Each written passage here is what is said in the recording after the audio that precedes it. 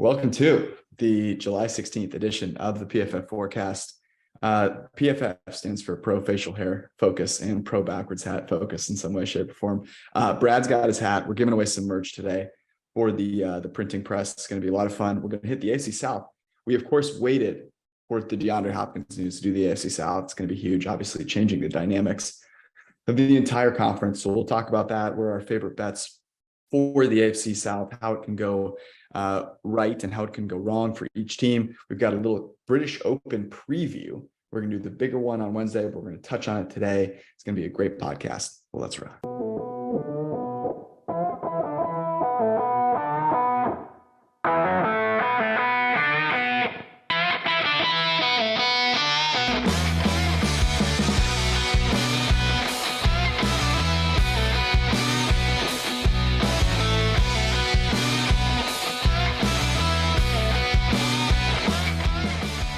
Brad, you told me when we came on here that it was raining. You couldn't play any golf this weekend. Did you guys get a chance to watch the amazing, incredible finish to the American Century Championship? I'll be honest, when you mentioned that, I thought you were talking LPGA for a second, and then I realized there was a secondary, continental U.S. tournament. But no, please enlighten us how that wrapped up. Okay, so for those of you that do not know, the American Century Championship is the celebrity golf tournament that is basically a few celebrities and a lot of ex-athletes and a few current athletes that play out in Tahoe. It's a 3-round tournament. It's pretty competitive. There's usually about like 15 guys that are decent. And it was Steph and Marty Fish. Steph, I think, was up by a couple shots. They play like a modified Stableford system. And the course is it's not long because they play the tees up, but it's definitely a challenging course. And we're wrapping up watching Wimbledon. And of course I was riding high after our Carlos Alcaraz win, Brad. I'm back on the tennis horse. And I'm searching for a place to bet the American Century Championship. I can't find anything. I want to bet on Marty Fish. So Marty Fish is a lefty. Obviously everyone knows him as the tennis player. Brad, you pointed out, I think last Wednesday, great documentary that I want to go watch, but he's an amazing golfer. He's like, Jack Nicklaus called him the best non-pro golfer that he's seen. Like, he's very, very, very good. He plays with Al Michaels over at Bel Air, Brentwood Country Club, one of the two. And he's been the club champion there. The dude is actually legitimately good. So I wanted to bet a ton of money on Marty Fish for him to win. He's a couple shots back. He ends up playing really, really well, and he's ahead by like 3 points over Steph heading into 18. Teeing off on 18, a drunk fan shrieks in his backswing, and he just shoots this thing dead right. I mean, this thing goes, like 50-degree angle. And so Steph needs an eagle to win, and he has an eagle putt, and Steph sinks the eagle putt and wins the freaking tournament. It was the most ridiculous thing I had ever seen. And so I'm lucky. I would have lost. I would have had a terrible day. Instead, I avoided massive heartbreak. Can you imagine how pissed I would have been if I had lost a bet because some fan shrieked in the back of the backswing? Anyways, that's my betting story for the day. Yeah. And Steph, I do. Okay. I thought you were talking about the other USO or the other PGA event going on. So yeah, so I did see Steph on 18. I will say, I've never been someone that's hated Steph because he shoots bomb threes and sticks his tongue out and shit. Like, some people, it rubs them the wrong way. Me watching Steph be like a pure golfer, it does kind of irk me. I'll be honest. It's like just relax. I thought it's because it's frustrating that the man can have a hole in one and eagle to win on 18 in one weekend, and we're out here just sticking. We're out here grinding. Yeah, exactly. He's ridiculous, and I think he's the first. He was the first current athlete to win the tournament. Most of them obviously are retired because then they have more time to work on their golf game. Really, the victory, and we should give some credit to LeBron and the Lakers, because they gave Steph more time to work on his golf game and thereby be in better shape to win. So just, got to give credit where credit is due. All right. We did promise that we are going to do a merch giveaway. And so the the way this works is if you are a member of the Printing Press Discord, you will have an opportunity to win. Brad has one. He just showed it. I'm showing it here. If you can, it's blurred out. Anyways, you can go into the Discord and you can see, there it is. Beautiful. It's got a little printer emoji on it, little PFF logo, giving away between 3 to 5. I have a box that I just got shipped in. We're going to give them away every single Sunday up until the start of the NFL season. So here's how you can win. You go join the Discord. The link is in the bio on the YouTube description. Also, we tweet out the link so you can go to our Twitters and find it. And Brad, there is a game that is catching the world by storm. And the way to enter to win a Printing Press hat is to compete in the Immaculate Grid. Is that what it's called? Explain this game and where people can go play it. It's actually an even better one. So you're going to go to Crossover Grid or crossovergrid.com. You'll find it. If you Google it, you will find it. This website has baseball, football, and NBA, I think. But essentially, you go to the NFL one. There's 9 blocks, and there's going to be 3 categories on the top, 3 categories on the side. Categories could be simple as a team, or it could be had 10 receiving touchdowns, or made an All-Pro, or was a Hall of Famer. And essentially, let's say it's, Cowboys on top and Eagles on this side. You would then put a player that played for both of those teams. The way you're going to win, though, is you fill it out. You're probably going to have to get a perfect 9 out of 9 to win it. But they give you percentages of how often this person was given as the answer. And then you get a uniqueness or a rarity score at the end of it. So, obviously, we were trying to combat cheating and Googling and all those things a little bit. So you got to have some deep pulls, some end of roster guys that played for 2 different teams. But yeah, so fill that out, post it in the Discord, and the best scores will get some free merch. Yeah, I'm sharing my screen now so you can see what this looks like. And here it is, crossovergrid.com/NFL. We'll post it in the Discord as well. We will give one out to the highest score. I do think to combat cheating, we'll select some winners that don't necessarily have to have the highest score. But if you get some good polls, for example, like if there's someone that has just some ridiculous poll, we'll give some credit there. Make sure that we're given some opportunities for people to win some merch. All right, let's get into it. We're going to preview the AFC South. DeAndre Hopkins just signed with the Tennessee Titans today. Brad, from what you understand, kind of how close was it? What did you end up thinking? What was the deal, the parameters of the deal, and what did you end up thinking about it? 2 years, $26 million is the base. Though it sounds like the first year is $12 million. That's guaranteed. I'm guessing almost nothing is guaranteed in that second year. And he has incentives, I think, for $3 million in each year. The incentives are fairly attainable. It's like stacked for 75, 85, 95 receptions. There's some yardage, some touchdowns as well. I think he could potentially earn some of them. I don't think it was particularly close at all, frankly. I think any of the good teams you heard, if you heard the Chiefs were involved, you heard the Bills were involved, I doubt they offered half of what he got from Tennessee. And then New England, I'm sure New England dabbled a little bit. They obviously brought him in for a visit, but I think it was a Tennessee and a runaway, and great by Tennessee. Their Super Bowl odds before were 80-1, and their Super Bowl odds after are still 80-1. Oh man, it's perfect. It really is perfect. Now, in fairness, there's a big difference between being even remotely competitive for a Super Bowl and being competitive for the division. So we are talking about the division. Current odds, I'm looking at DraftKings right now. Jags -155, Titans +350, Colts 6-1, Texans 8-1. Implied probabilities of those: Jacksonville 61%, Tennessee 22%, Indy 14%, Houston 11%. Let me start with you, Judah, just in regard to the Hopkins move. Does this in any way change your opinion of the Titans to win the division, or some other, maybe bets short of winning the Super Bowl? Not even a little. Cool. I mean, like, I don't think they still, if you look at the unit as a whole, the wide receiver unit for the Titans is still a disaster. It didn't kind of fix any of their issues. I mean, I think this is the Jaguars to kind of run away with. But the Titans, and I'm sure we'll get into this, I think have so many flaws that signing DeAndre Hopkins is solving very, very few of those flaws.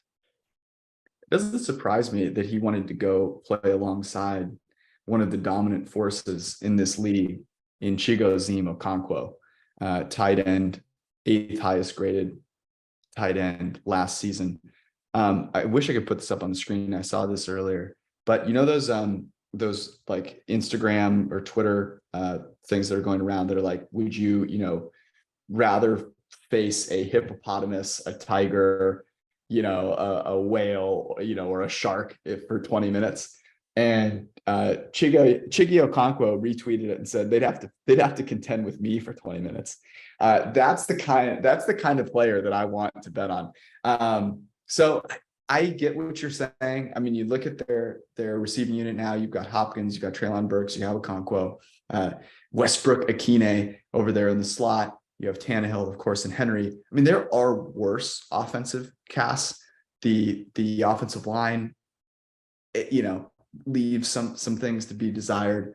I think the biggest worry for me is I think their best deep threat might be Okonkwo when you look at that group, and that's a little bit scary. Okay, so let's start with this. As we do each time, which of these 4 teams do you think the market is the most wrong on? Brad, let's start with you.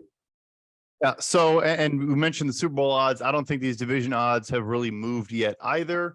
The Jags opened -130. I think we all jumped on that. That was back when Arjun was with us. I think we all probably either bet it or liked it initially, that they're now -155.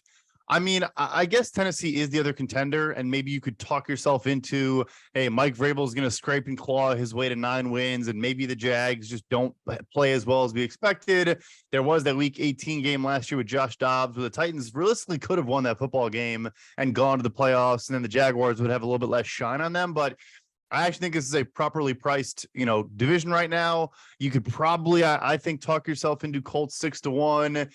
If you're a believer in them bouncing back, getting healthy, and getting a lot of growth from young players, and then either you're a Gardner Minshew guy or you think Richardson somehow hits the ground running. But I really still think this is kind of one team's division, barring a disaster.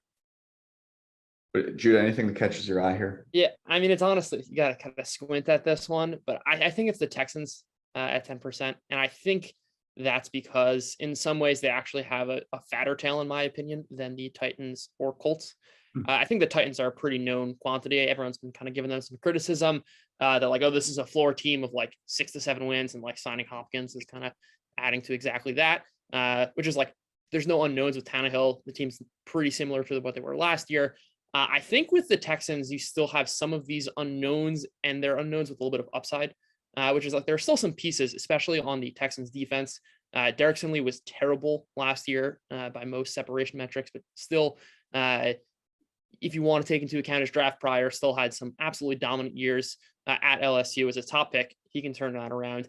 Obviously, Will Anderson, Jerry Hughes is still a productive player. Jimmy Ward's there. And I think D'Amico Ryans, I'm definitely a believer that defensive coordinators matter a lot.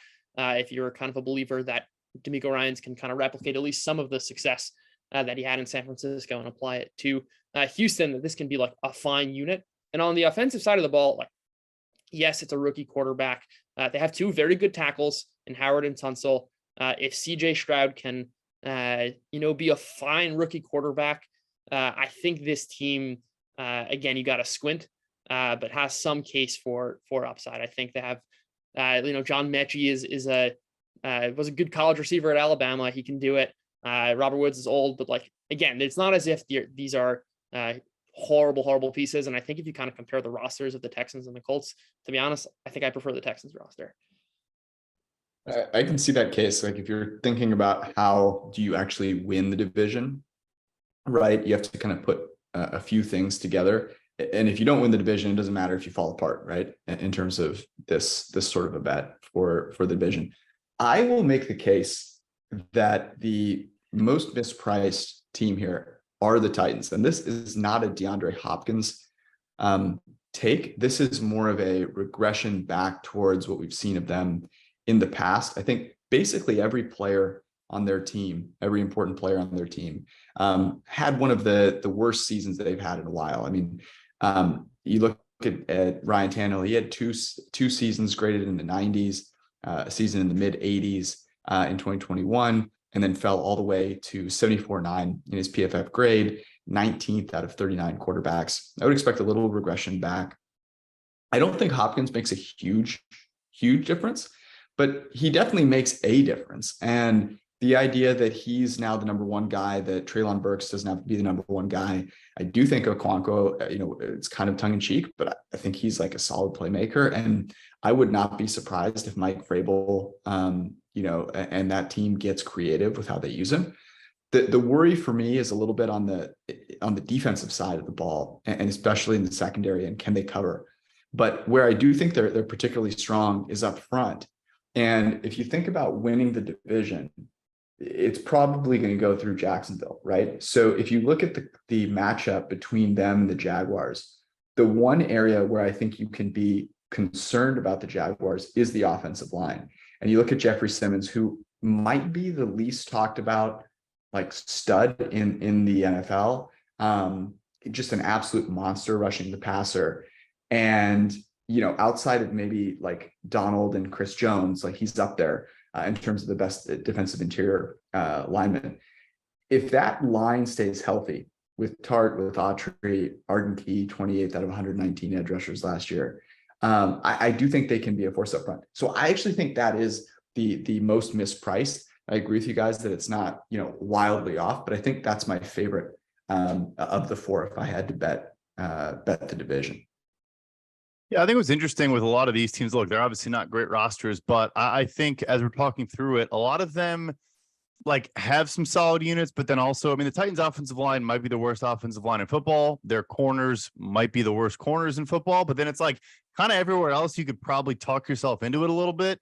And I think you can make that argument for a bunch of these rosters. So it's almost what can the coach maybe mask the best or work around or scheme things up to kind of make that less of a concern.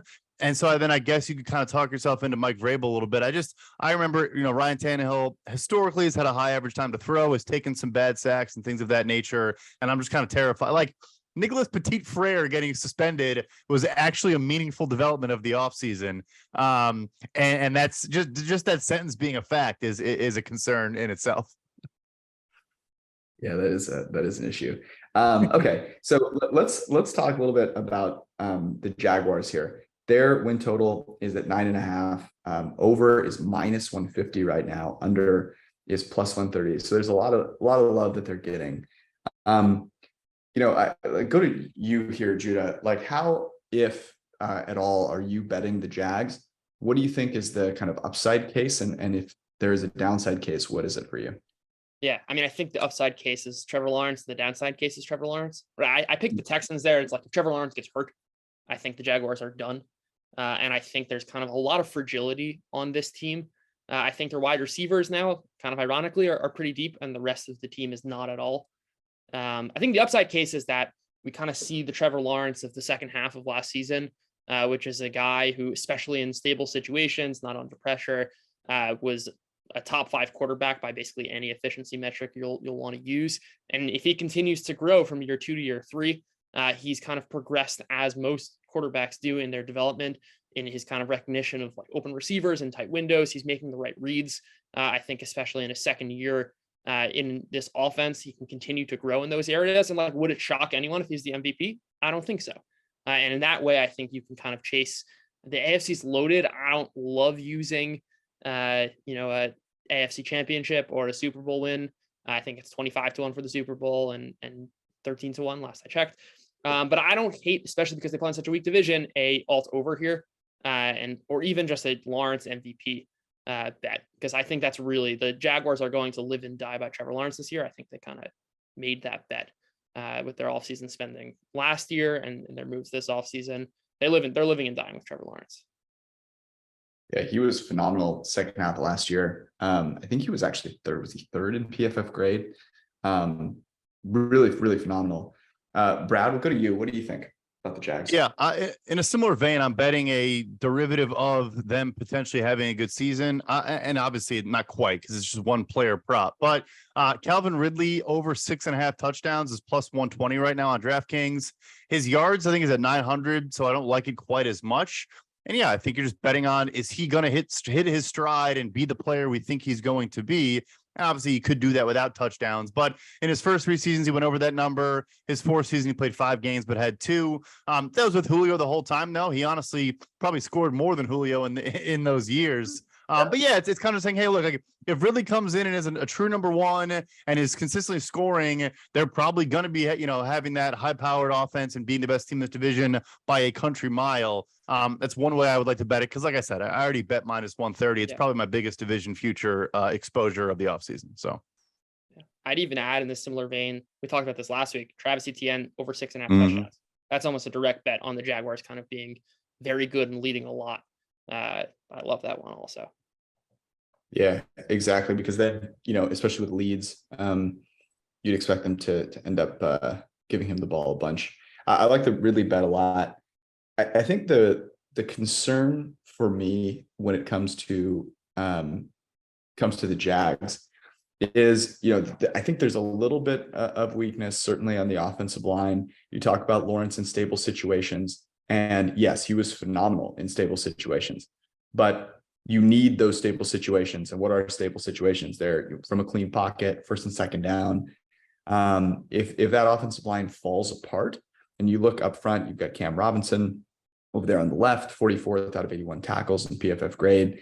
The interior, all low 60s or low 50s graded players.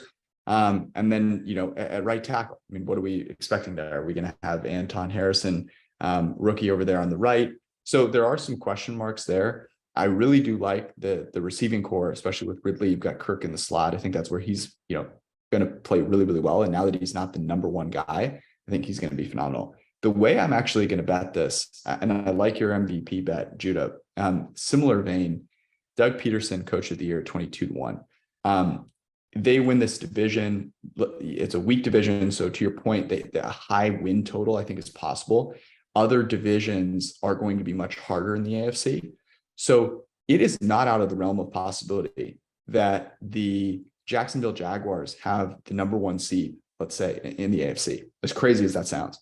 Now, I don't think that means they're favored to win, going through, but I think that's a possibility. And if so, the media loves Doug Peterson, the turnaround from Urban Meyer. He's really seen as like the culture builder in that team. And so I think that really helps him with the coach of the year bet. And he's 22-1. So I think it's very similar to kind of the Trevor Lawrence thing. Trevor Lawrence plays well. And I think Doug Peterson gets some credit for that. Let's go to, we talked a little bit about the Titans. Let's go to the Indianapolis Colts. Judah, I'll start with you. You've talked a lot about the kind of wide variance with this team. Is there anything that we are overlooking? That we've talked about Richardson a ton, but is there anything that we're overlooking that could be an upside case for this team kind of outside of Richardson, or maybe that helps Richardson bloom into something impressive? I'm trying to get you to be positive about the Colts. I'm doing my best. I mean, I guess I am admittedly as pessimistic as they come about the Colts. I was hoping you'd say, is there something we're overlooking? And I get to say that the secondary is probably the worst in the NFL. But no, I think their offensive line, which kind of had a couple of down seasons, but still has a lot of talent there. Between obviously Quentin Nelson, both their tackles rated in the one was 25, one was 18. Ryan Kelly's been a long time good center in this league. And it's kind of a little shocking that as a unit, they haven't played so well. If you look even like their perfectly blocked stuff, they're kind of in the low 20s, their win rate. I think especially, I mean, this is kind of in tandem to the Richardson play, which is that like if they give him more time, or even if they work well as a run blocking unit for him, this can be an offense that can grind out drives, help out Jonathan Taylor a lot. And this can be a kind of team circa like Washington with Adrian Peterson. And they got off to like a 6-2 start or something like that, just playing at a very, very slow pace, bleeding the clock, marching down the field. And like that kind of ugly method of football can work, especially with a mobile quarterback, a good running back, and a good offensive line. I guess they can kind of win the ugly way that way. I don't actually see that as being too far-fetched. I'm not sure that's in their game plan, but I think that can work for them. What bets do you like most with Colts this year? All of the unders, fewest wins in the NFL at 14-1. I really wish we had the kind of pricing we had in previous years where I can get an under 5.5 at like plus 210.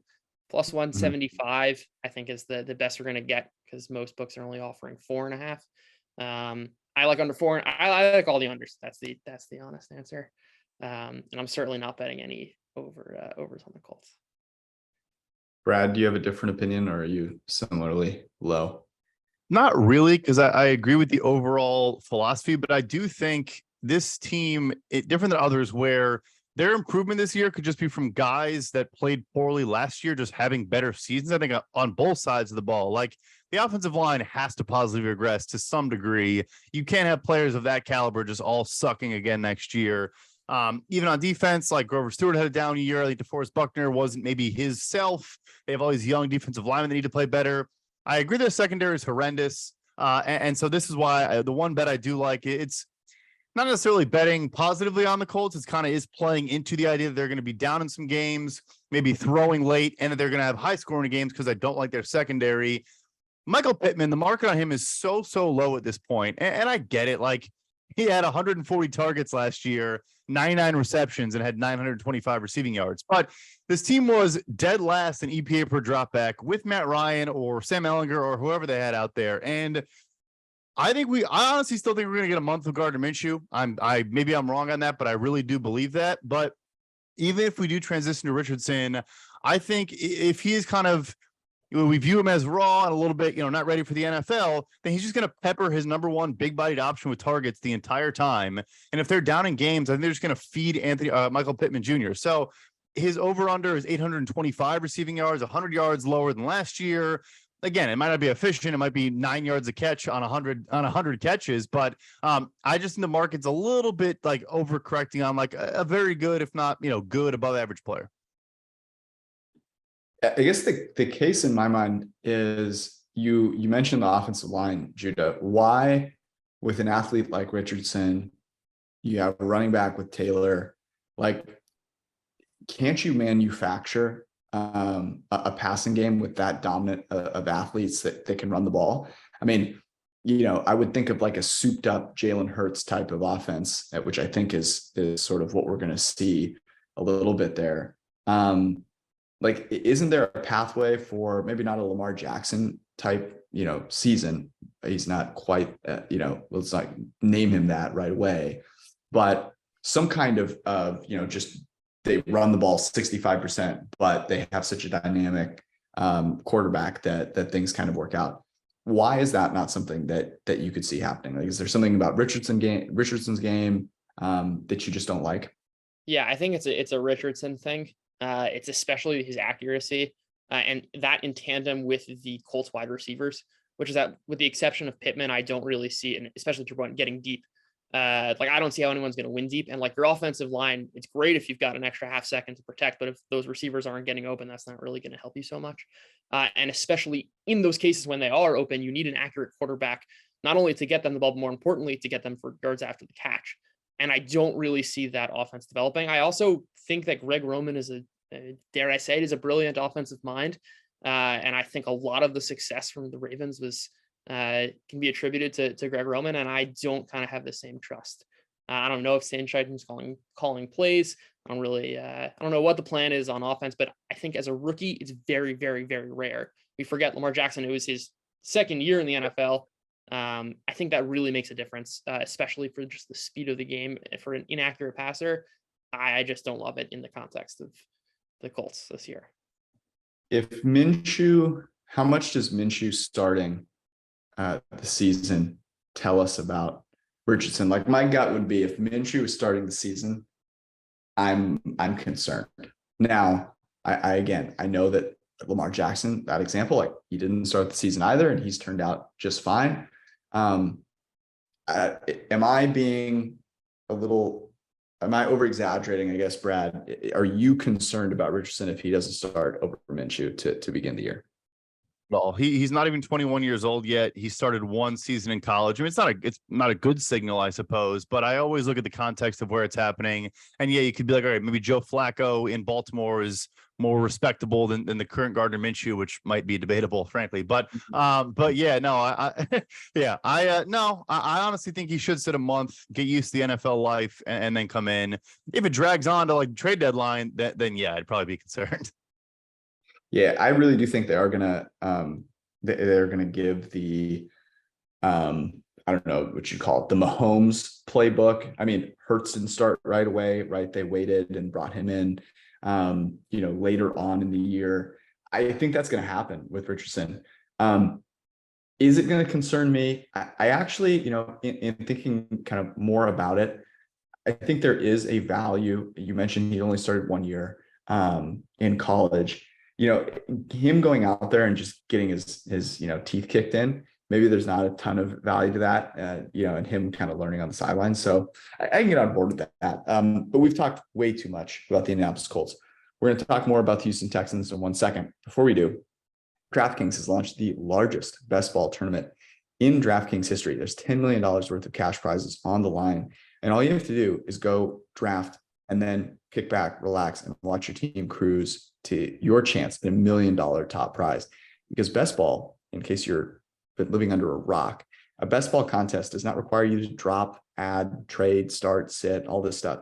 It just plays your best players each week.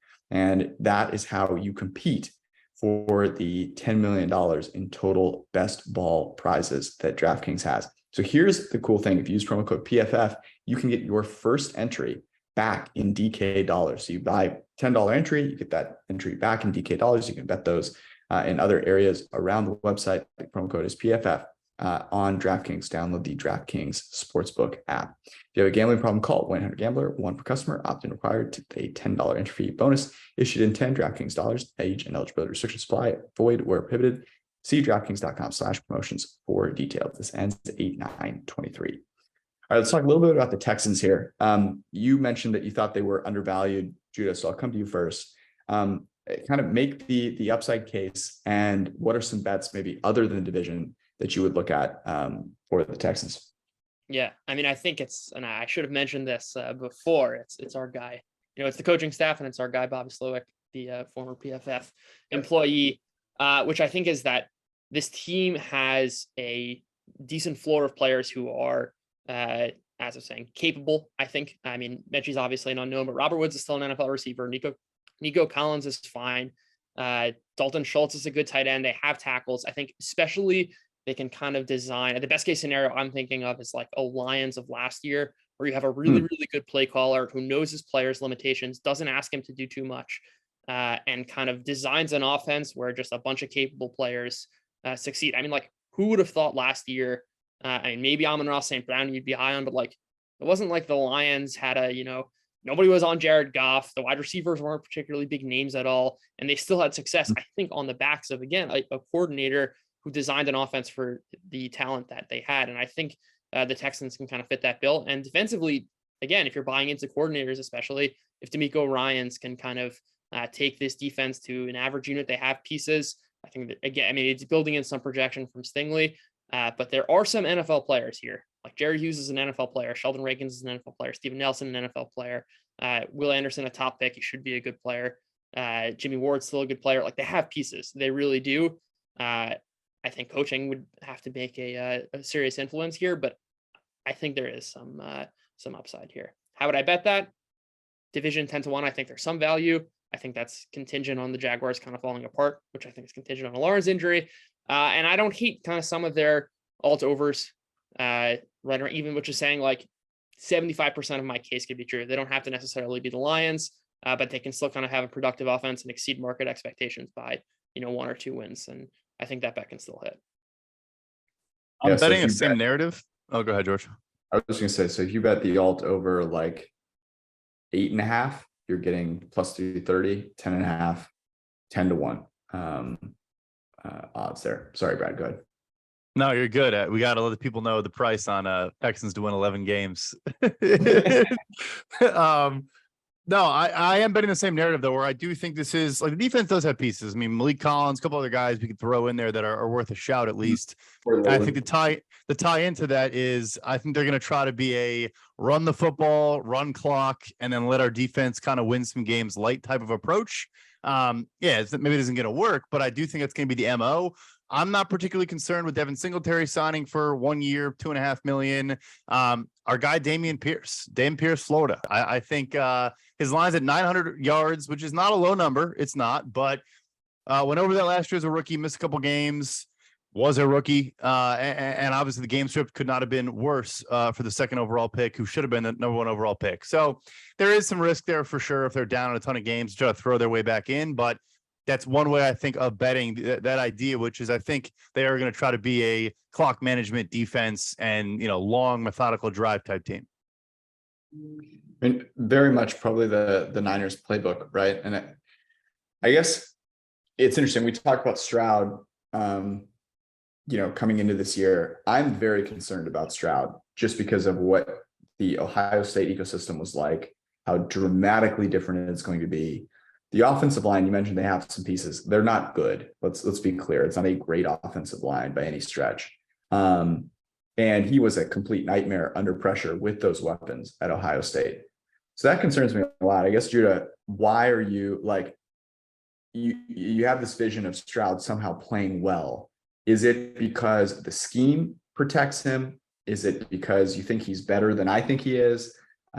What is it? Is it more scheme? Is it more player? Yeah, what it's scheme, and I think it's a scheme such that it can mitigate pressure in that you have a guy who's getting rid of the ball in 2 seconds, 2.5 seconds, where your offensive line doesn't really matter because there's not enough time for defenders to kind of get there. And I think if you can scheme guys open quickly, I think Stroud has the skill set.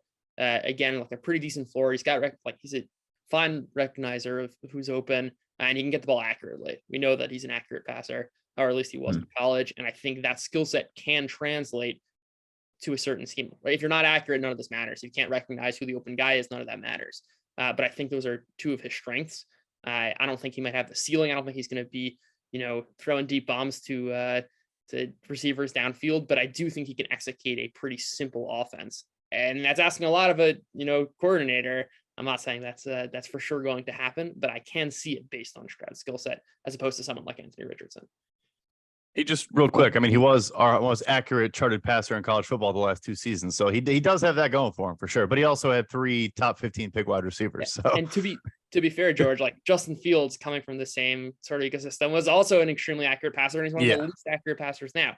Again, it's a rookie, and you're projecting some sort of growth or upside, but given the market prices, which is what this is all really about, I still think I can make the case. Yeah, no, I think that's really fair. By the way, first and second down EPA per play last year. Worst team in the NFL was the Los Angeles Rams, followed by the Houston Texans, then the Indianapolis Colts, and then the Chicago Bears.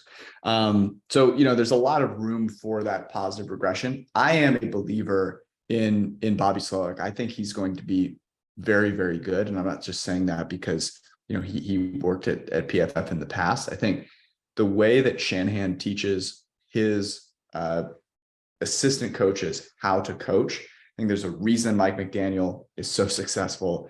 It has been so successful over in Miami.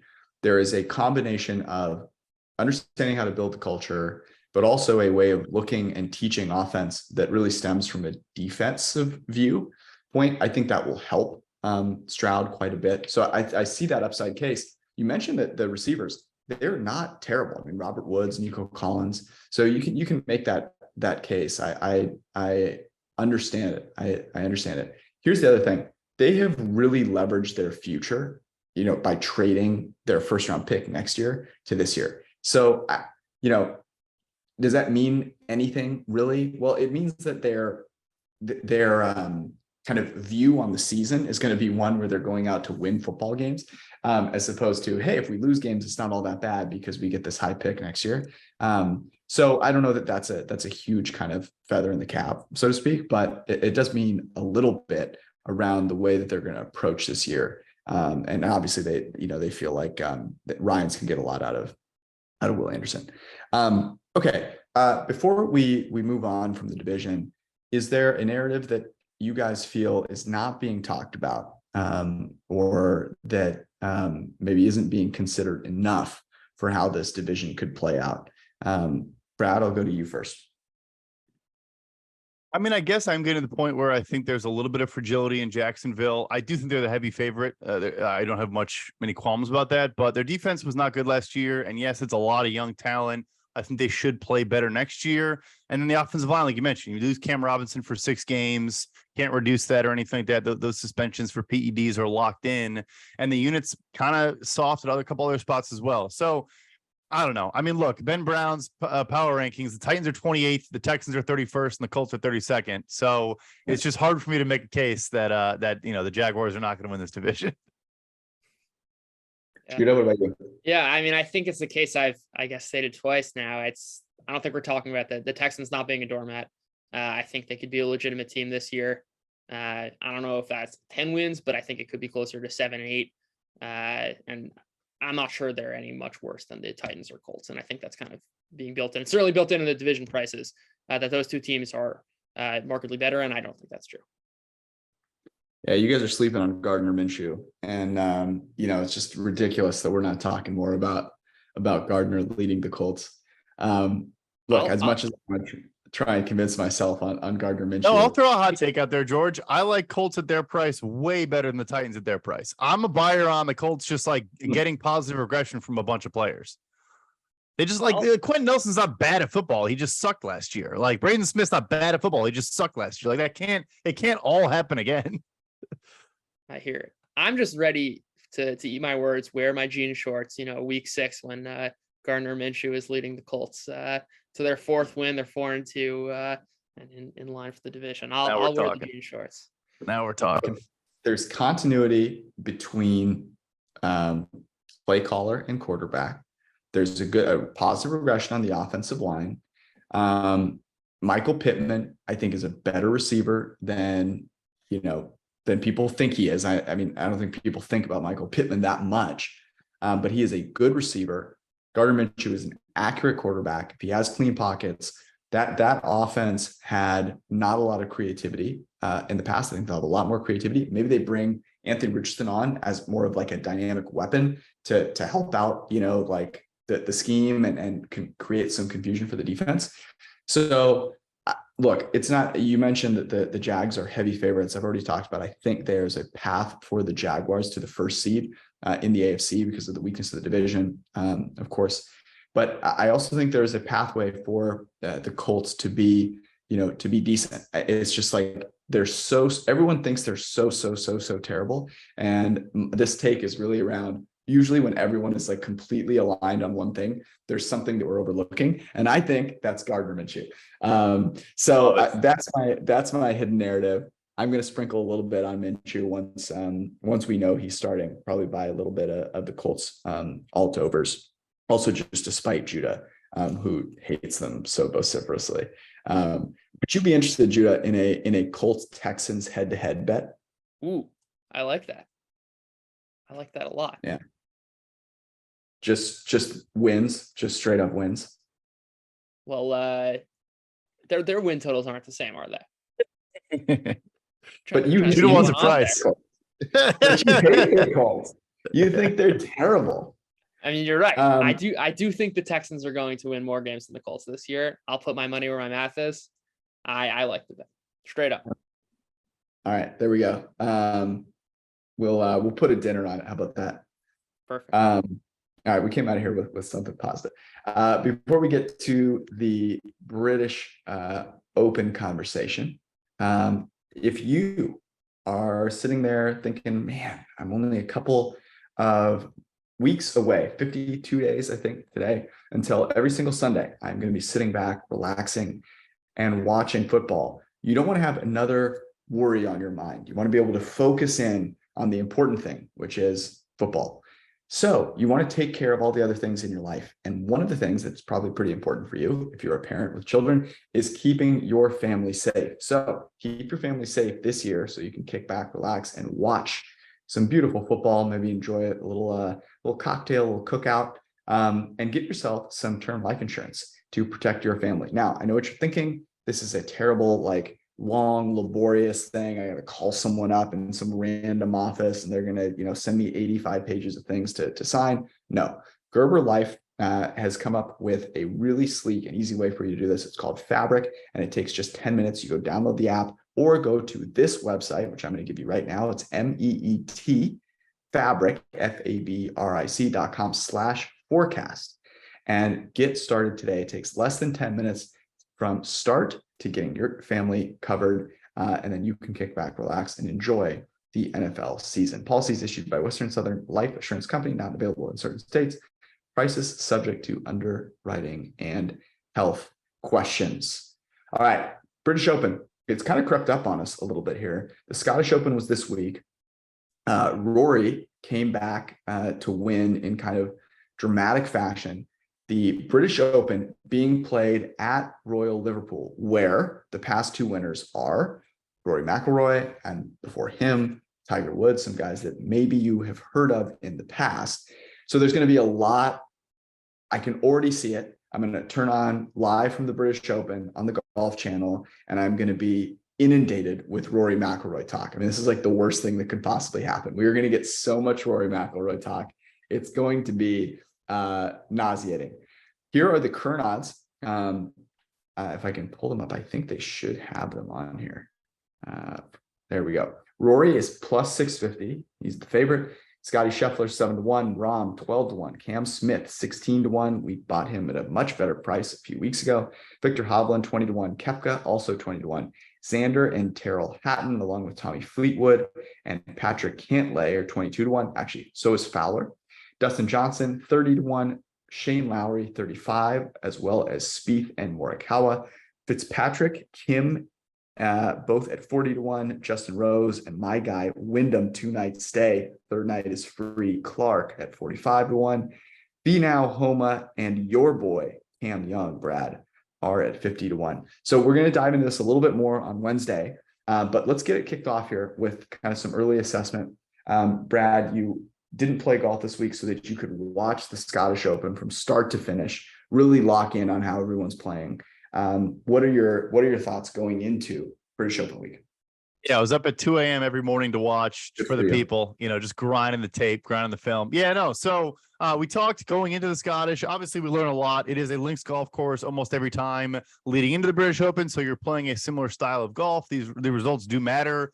I almost wish Rory didn't win. Then I probably like him more in the British. But we talked a bit about how there are a bunch of really hot, really good playing Japan Tour golfers right now that obviously are now on the PGA, but guys have come over recently that have been phenomenal out of Japan, Korea, and have consistently been contending in a lot of these big tournaments. And it came true this past weekend in the Scottish, where you had Byung-Hun An and tied for third, and our guy Tom Kim, who people probably remember famously had mud up to his nipples at the I think that was the U.S. Open when he was fishing a ball out of the creek. But he finished tied for top 6. So I love, Byung-Hun An's 180-1 for the British. I already have a bet down on it. I mean, in links course, you just want to be accurate. You don't have to be the longest player in the world. And you look at his strokes gained this past week at the Scottish, very good off the tee, trailed only Rory McIlroy in strokes gained off the tee. Was good in his approach game. And then, wasn't a bad putter, but didn't really finish on the greens. He actually had a double, I want to say, in the last hole. That may have been Tom Kim, but neither guy finished particularly strong on Sunday, but we're there the whole time. And I just think the course lines up very well with their style of golf. So I'm sure Sung Jae Im's going to be a hot bet. He missed the cut, just isn't playing good golf right now. As of right now, we'll have way more on Wednesday. But I think 180-1 is way off on Byung-Hun An, who's playing some good golf. This isn't a bet based on this past weekend. He's played a lot of good golf recently. Yeah, and you can bet him. You said 180-1, but you can get him, top 5, I think is 30-1.